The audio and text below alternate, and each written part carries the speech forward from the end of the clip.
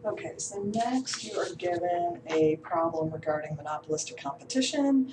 Start off by filling out this chart, and so your total revenue is going to be price times quantity at each different level, and the numbers that go in here, so it'll be 1 times 30, 2 times 28, 3 times 26. So this column, the numbers are 30, 56, 78, 96, 110, 120, 126, 128.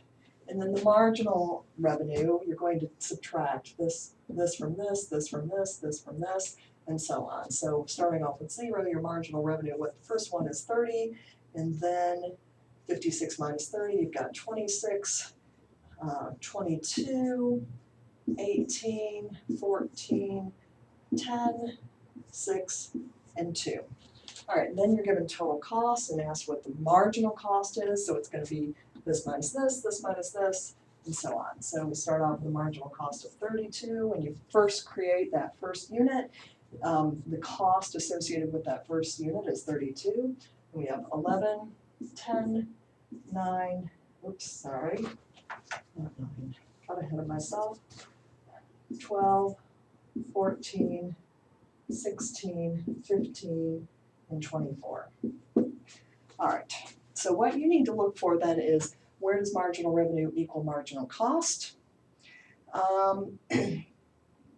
And so where that happens is here with marginal revenue and a marginal cost of 14. The quantity that goes with that is 5 units, and the price is 22. So you're just looking at equating marginal revenue with marginal cost to solve that. Is the firm making a profit or a loss? And so what you're going to look at is, what is the total revenue there? And it's 110.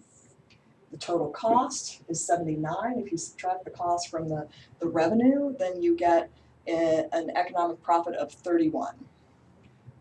All right, moving on to, we have prisoner's dilemma situation here. So we have 2 rival oligopolists, PowerFuel and Brawny, in the athletic supplements industry, and they are trying to figure out what their pricing strategy is. So we can look, if they're in that situation of not knowing for sure what the other one is going to do, then they're going to assess what's their best option. So for Brawny, if PowerFuel picks a high price, they have a better outcome with a low price. And here, if PowerFuel picks a low price, and change that, they get a better outcome if they also choose a low price. And it's going to be the same for PowerFuel. If when they do this examination, if Brawny picks a high price, 16 is better than 12, so they're going to pick a low price. If Brawny picks a low price, 8 is better than 4, so they're going to pick a low price. And so if they're not able to collude, they're going to both end up choosing a low price. So that's the dominant strategy for PowerFuel, because with either choice for Brawny, they're going to end up picking a low price, and it's the dominant strategy for Brawny also.